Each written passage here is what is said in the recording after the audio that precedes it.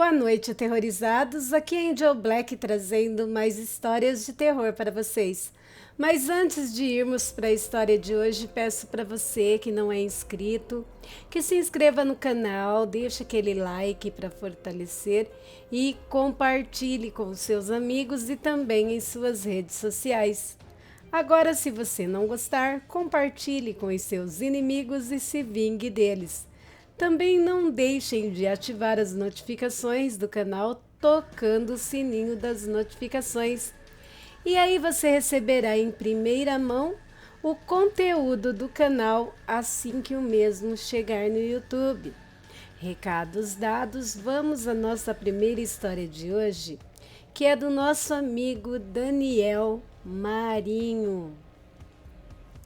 Está caindo uma chuva sem dó. Relâmpagos rasgam o céu, causando poderosos flashes brancos. Um carro vem em alta velocidade, em uma pista escura. Dentro do carro está um jovem ofegante. Ele parece assustado.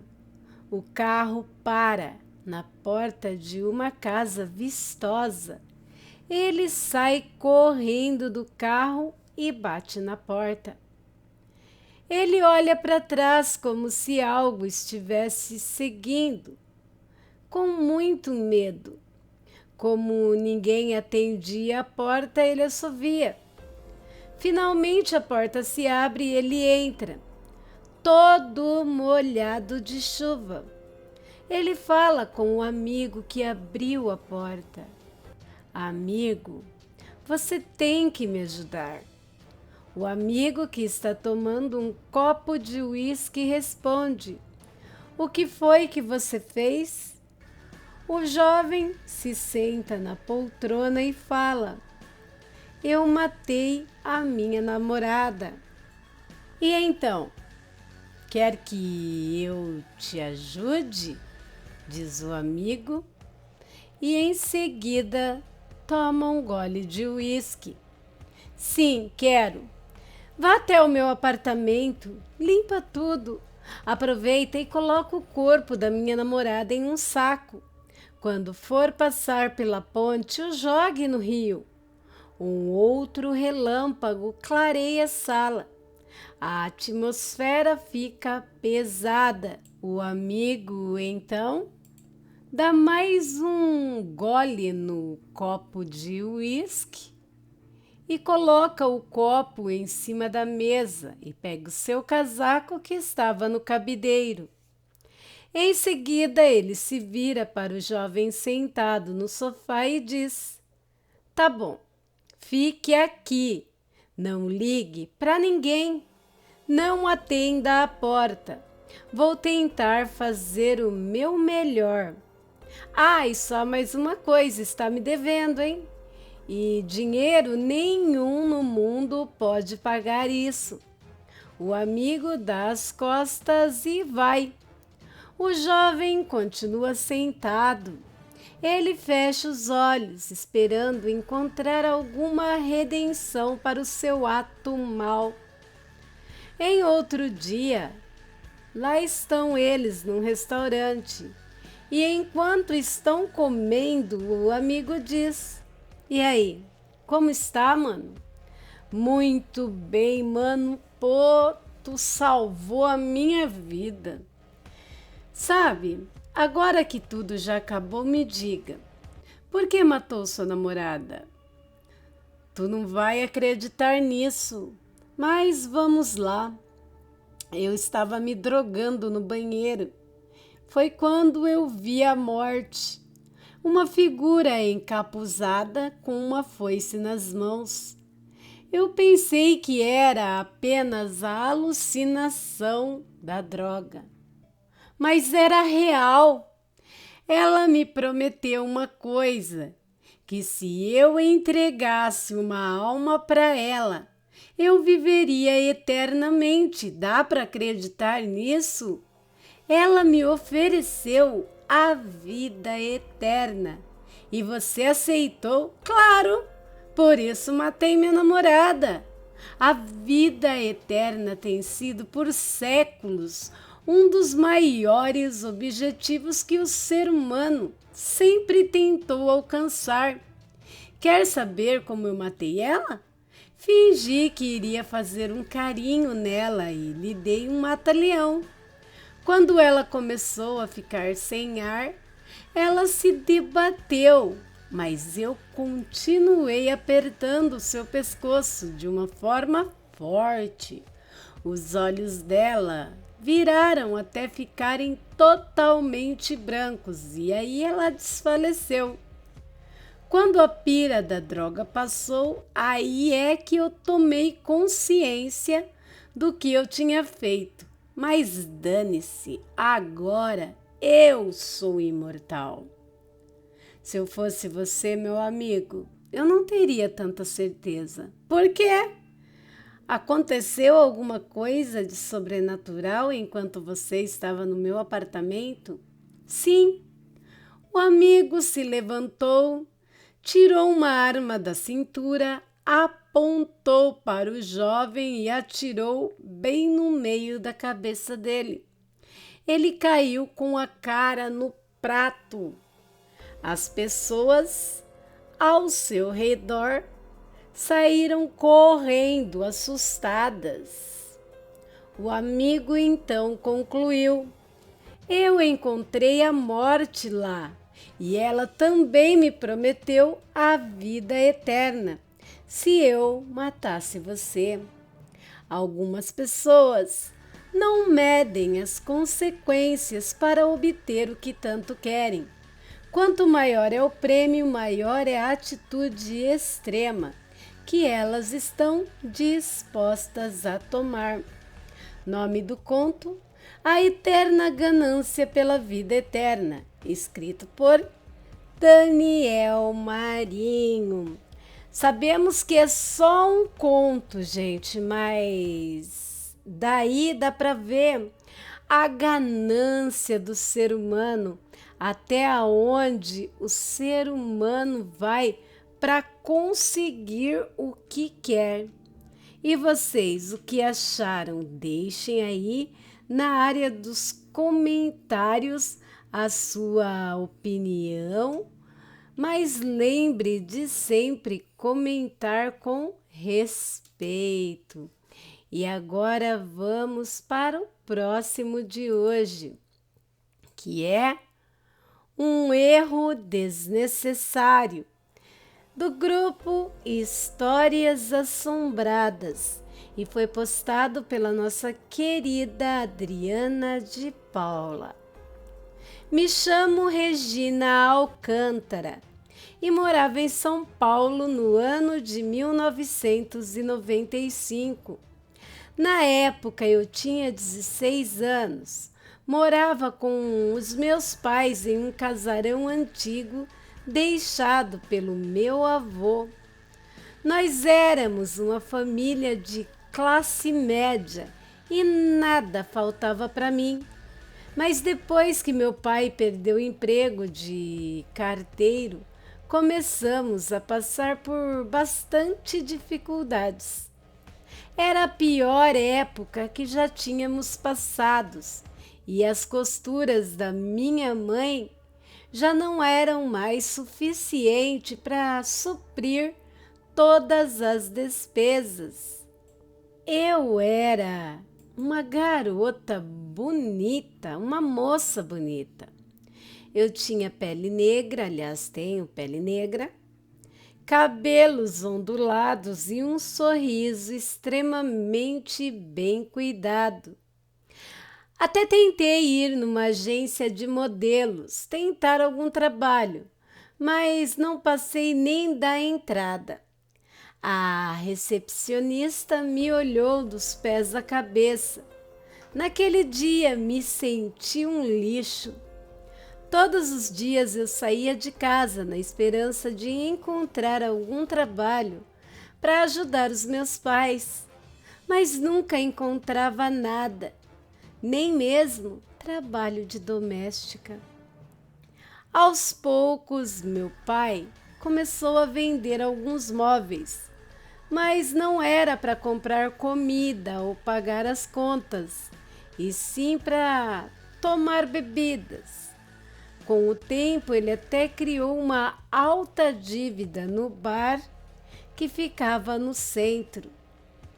Minha mãe começou a ter depressão e eu já não tinha mais como ajudá-la, pois meu psicológico também estava abalado.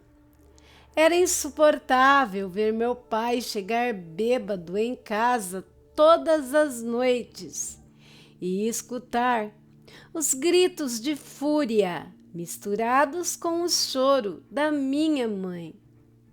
Não tinha como deixar de ouvir, mesmo que eu abafasse os ouvidos com o travesseiro.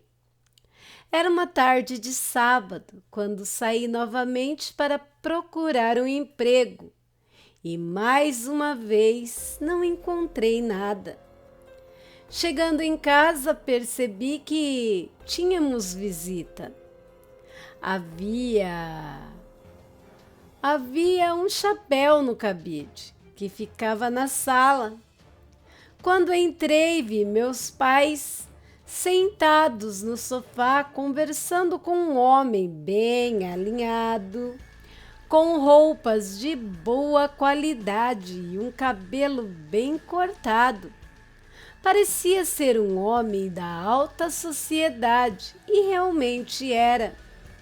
Meu pai me chamou para se juntar a eles, mas eu disse que estava cansada.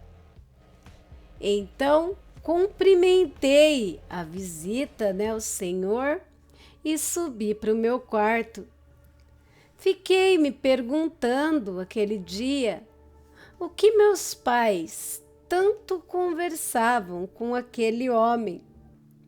Durante um tempo, cheguei a desconfiar que talvez ele quisesse comprar a casa, mas depois ele não voltou mais lá e também não quis perguntar nada sobre aquilo.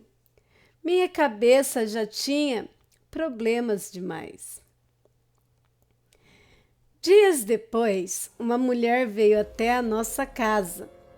Ela estava acompanhada de 2 crianças. Eu apenas observei do que se tratava a conversa e ela falou sobre uma grande quantia em dinheiro. Subi para o quarto com um sorriso cheio de emoção. Finalmente as coisas começariam a dar certo novamente e meu pai quitaria a dívida. As dificuldades já eram tão insuportáveis que certo dia encontrei a minha mãe pedindo dinheiro à vizinha. Logo, a minha mãe, que era um poço de orgulho. Mas um dia se passou e minha mãe pediu para que eu me arrumasse, pois teríamos um grande evento de comemoração. Um jantar seria dado para comemorar o sucesso dos negócios do papai, que logo teria um bom dinheiro em mãos. Chegada a hora do jantar, os convidados se sentaram à mesa.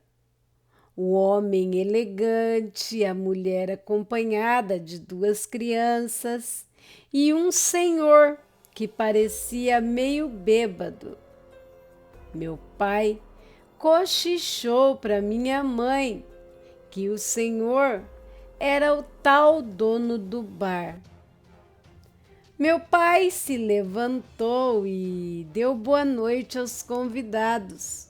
Minha mãe pediu para que eles ficassem à vontade e se servissem.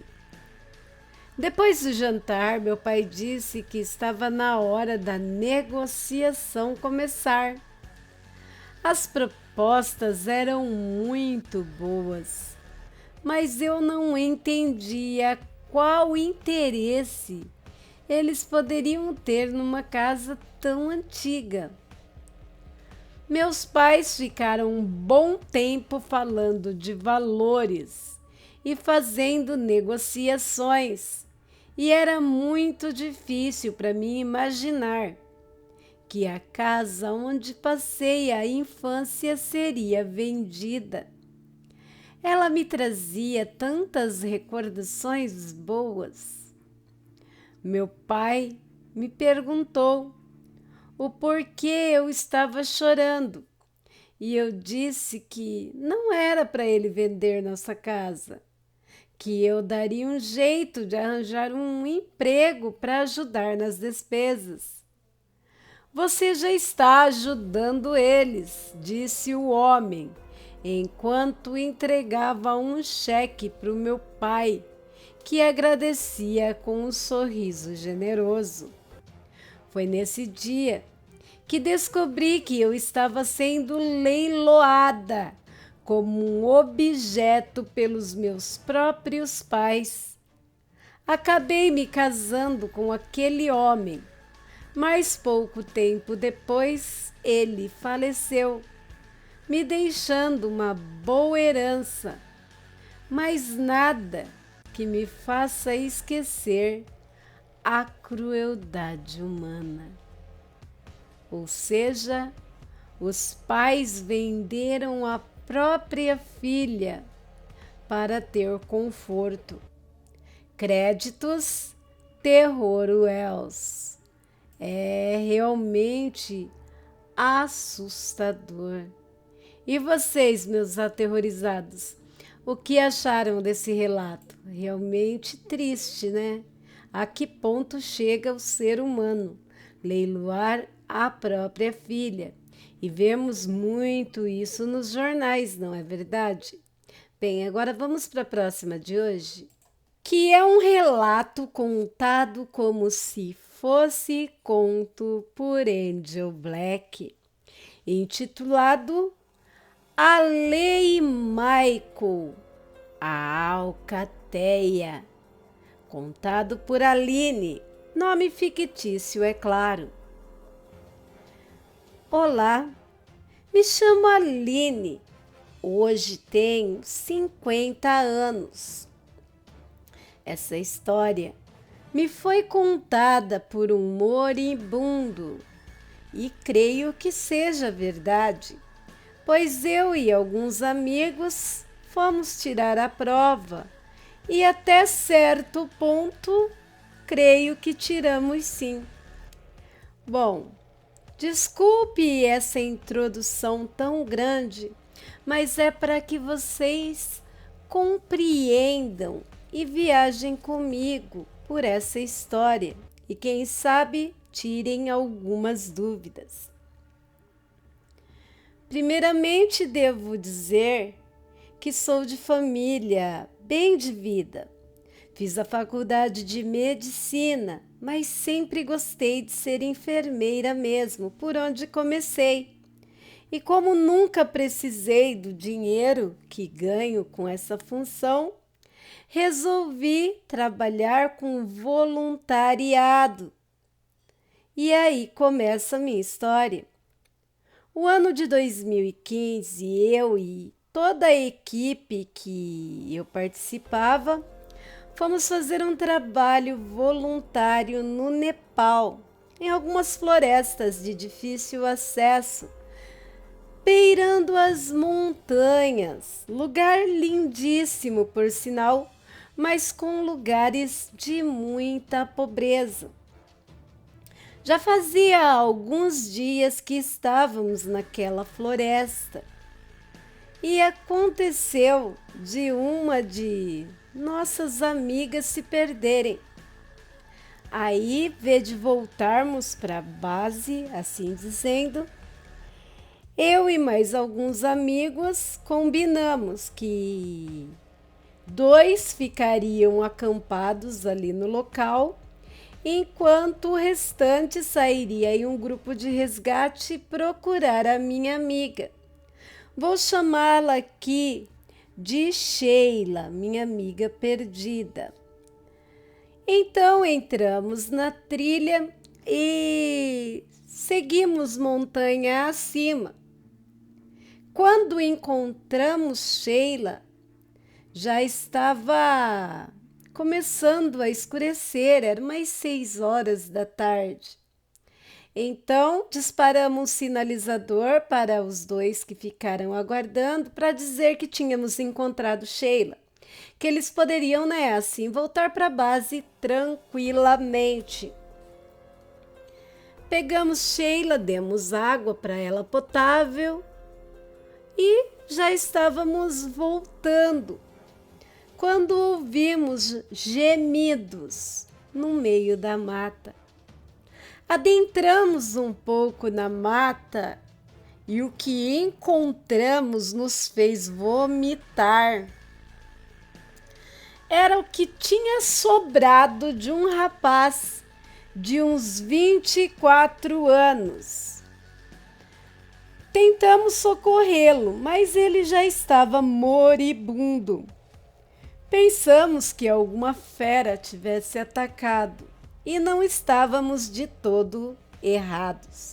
Então, Sadraque, o mais forte e mais rápido de nós, correu em direção à base para pedir ajuda, para levarmos o corpo, porque ele não iria sobreviver. Enquanto isso, eu, mais um amigo, que na verdade era amiga, e uma amiga, ficamos lá para fazer companhia ao moribundo. O pobre tinha tido os tendões aqui do calcanhar sido rasgados com dentes e os pulsos do mesmo também pareciam ter sido cortados nos dentes. Alguma fera fez um estrago sem tamanho.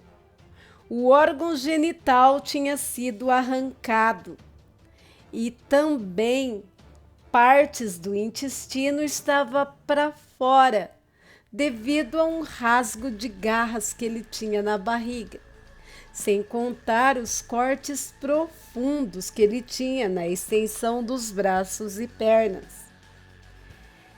Eu e meus companheiros estancamos, ou melhor dizendo, fizemos o possível para estancar o sangue dos tornozelos e pulsos daquele rapaz.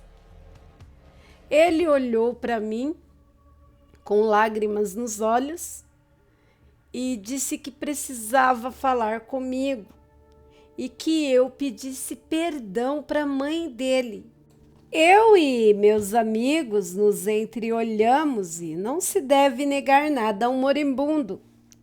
Então me sentei ali no chão ao lado dele e comecei a ouvir. E ele então começou a narrar o que tinha acontecido com ele.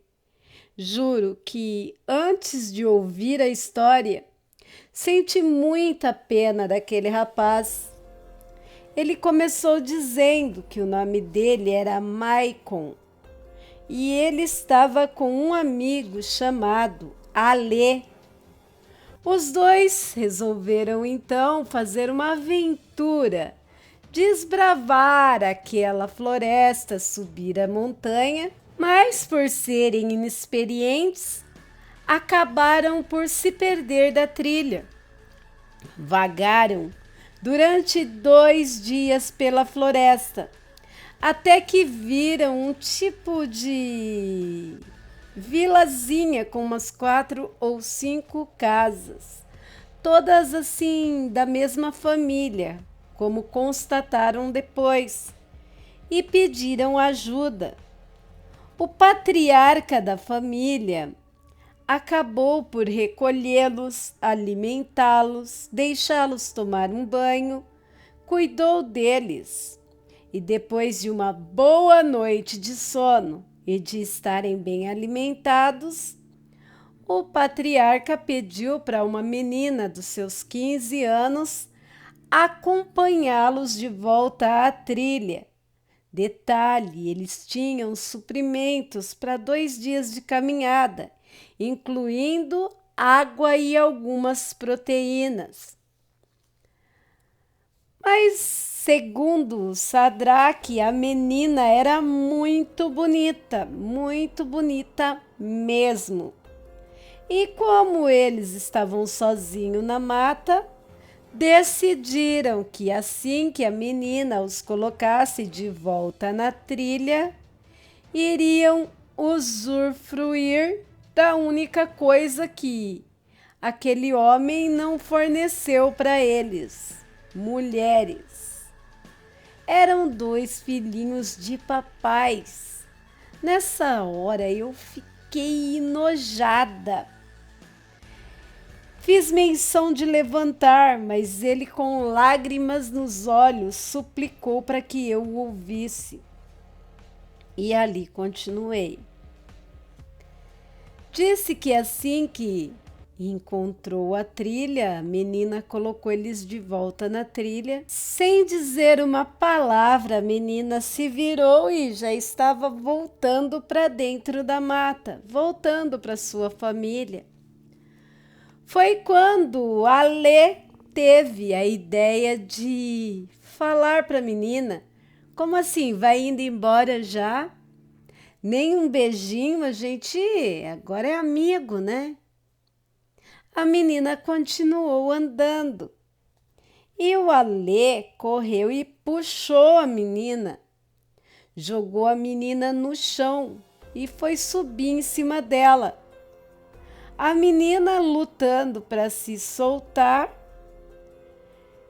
ele deu um safanão muito forte na menina, que ela acabou por bater a cabeça em uma pedra. E de repente ele viu o sangue descendo feito um melado. Ele então se levantou assustado, se entreolharam e começaram a arrastar a menina para o mato para esconder o corpo e então seguir viagem. Quando eles estavam arrastando a menina para o mato, deram de cara com 2 integrantes daquele clã, daquela família. 2 meninos, mais ou menos de 18, 17 anos, que foi mandado pelo patriarca para acompanhá-los à distância, para escoltar a menina de volta para a vila. Quando aqueles meninos viram eles arrastando a menina, já sem vida, é o que eles calcularam, esses meninos começaram a vir para cima deles. Mas a Lê, que se julgava já maior e mais forte, foi para cima de um desses meninos, enquanto Michael, o que estava todo despedaçado, também para ajudar o amigo, resolveu entrar na briga. Mal eles sabiam o que estavam fazendo. De repente, aqueles meninos começaram a mudar de forma. A boca começou a esticar para frente, dentes crescendo, garras enormes surgindo nas mãos, barulhos de ossos se quebrando. A menina, que até então eles julgavam morta, se levantou do chão e passou a mão na nuca, e quando viu o seu próprio sangue, também começou a mudar. De repente, entre grunhidos e urros, estes 2 saíram correndo em direção à trilha, quando de repente um lobo marrom pulou na sua frente e os 3, tanto a loba quanto os 2 lobos, cataram o Alê e despedaçaram. Michael, contando a história, dizia: eu ia correr, um deles soltava o Michael e vinha e me mordia. Primeiro morderam os meus tornozelos, arrebentando os meus tendões de Aquiles, para que eu não pudesse mais andar. Mesmo assim, eu tentava fugir, me arrastando, ouvindo os gritos de Alê, que eles faziam questão de rasgar pedaço por pedaço em locais não letais. Pareciam se divertir com os gritos de Alê, até que a loba arrancou o pênis de Alê nos dentes, enquanto os irmãos dilaceraram o restante do corpo, arrancando a cabeça do tronco, os membros, e eu assistindo tudo. De repente, tudo se acalmou, silêncio total. Os 3 lobos me cercavam como hienas, se divertindo com o meu sofrimento. Um deles estourou meu pulso nos dentes. Outro me deu uma patada e foi rasgando as minhas costas, enquanto o outro estourou meu outro pulso com os dentes e me deram um tapa que me viraram de barriga para cima. A lobinha arrancou a minha genitália nos dentes e rasgou a minha barriga com a pata. Não sei por que não terminaram de me matar. Se embrenharam na mata. Aí Sheila disse que poderia ser verdade o que ele estava falando, pois ela ouviu gritos, mas ela preferiu não sair da trilha. Mas ela não sabia para que lado ir, se ela ia para frente ou para trás. Aliás, ela não sabia se era frente ou trás, ela estava perdida. E resolveu ficar quietinha na trilha, esperando ajuda. E quando os amigos chegou, que a encontraram, julgaram que ela estava cansada, mas na verdade ela estava em choque por ter ouvido gritos. Mas assim que viu os amigos, simplesmente se levantou e voltou, seguindo viagem com eles de volta. Mas ouvindo barulho na mata, resolveram ajudar e encontraram Michael.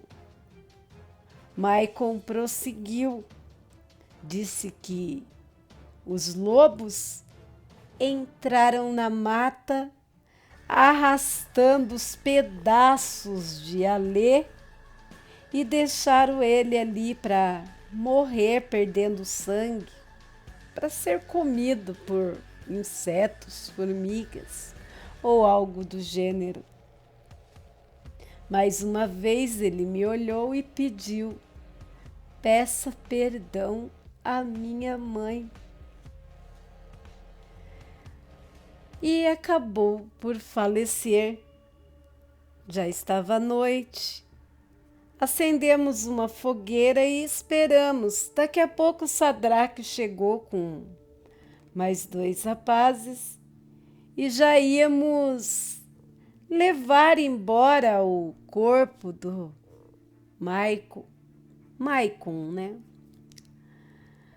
De repente escutamos muitos uivos. Parecia que tinha no mínimo uns 10 lobos uivando para a lua. Voltamos embora e nada aconteceu. No outro dia, um senhor apareceu lá na nossa sede para buscar remédios. E com ele tinha uma menina de uns 15 anos, mais ou menos, com uns pontos na nuca, uns 7, 8 pontos na nuca. Disse que a menina tinha caído. Perguntei para o voluntário que morava ali na região. Ele falou que aquele homem, ele tinha uma espécie de vila lá para o topo da montanha. Eram pessoas muito boas que viviam de maneira simples, mas ajudavam quem quer que precisasse. Já salvaram muitas pessoas que se perderam na mata. Eu fiquei a raciocinar. Desde que voltei do Nepal, tenho certeza que aquele senhor levando a sua neta e seus outros familiares que não vi quem era, fazia parte da alcateia de lobisomens. E não me julguem, tá? Eu peço que não me julguem, mas eu não tiro a razão deles por terem se vingado daqueles dois que não souberam ser gratos, receberam ajuda e iam pagar de maneira grotesca. Justiça poética, olho por olho, dente por dente. Não sei se eu no lugar teria agido diferente. Este é o meu relato. Muitos anos se passaram e eu continuo a fazer o meu serviço voluntário, enquanto eu tiver forças para isso. Quanto à fortuna dos meus pais, meus irmãos que cuidem dela. Eu pretendo ajudar as pessoas enquanto eu conseguir. Meus aterrorizados, realmente uma história bem aterrorizante. E não, porque no meu ponto de vista seria uma alcateia que só quer viver em paz. Inclusive, até ajudou os dois, né? Que provaram não serem merecedores no final das contas. Ou seja, eles deram o que eles mereciam. Não souberam ser gratos e dançaram. Concordo com a moça do relato. Merecido. Bem, deixem suas opiniões nos comentários desse vídeo, lembrando de comentar com respeito. Todos nós temos o direito de não acreditar, mas o dever de respeitar. Bem, se você ficou até o final do vídeo, caiu aqui de paraquedas, se inscreve aí, vem fazer parte do meu clã, da minha alcateia, da minha família. Vai ser uma honra ter você aqui comigo. Peço a todos que não saiam desse vídeo, não ousem sair desse vídeo sem deixar o gostei, o like, o joinha. Isso ajuda muito o canal e, consequentemente, né, a Angelzinha aqui também. Compartilhem esse vídeo, vai lá no sininho das notificações, na opção todas, e clica lá, é uma dedadinha só, não custa nada, gente. E aí você vai receber notificações do canal, ó, sempre que eu postar conteúdos novos aqui. Todos esses passos que vocês fizerem ajudem muito o canal. Mas se você quiser dar um up aqui no canal da Angel, você pode fazer isso comprando um superchat, um super stickers, um valeu, até mesmo via Pix. Você pode fazer a sua contribuição e a chave do mesmo está na descrição do vídeo, também no primeiro comentário. E eu já deixo aqui a minha mais sincera gratidão. Se você tem um conto, um relato, uma história, um caso sobrenatural e queira compartilhar conosco, envie para o e-mail do canal. O e-mail do canal é luçonjavermelha@gmail.com, tudo em letrinhas minúsculas, e estará anexado na descrição do vídeo e também no primeiro comentário.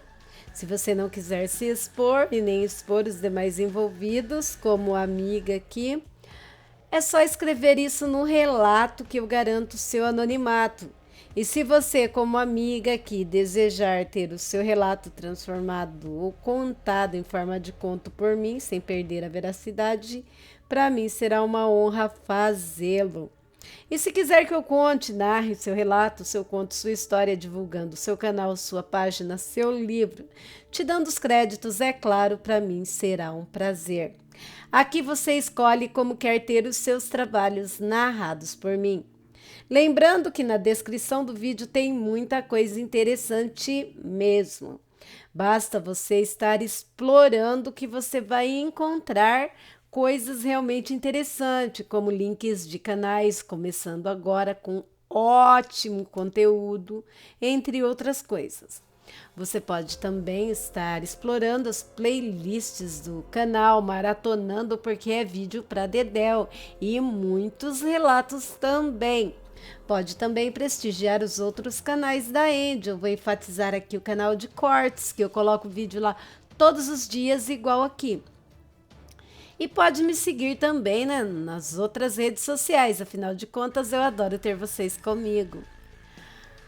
Amores, quero agradecer agora a todos os canais parceiros, grupos, páginas e vlogs que me ajudam e muito na criação e também na divulgação do meu trabalho.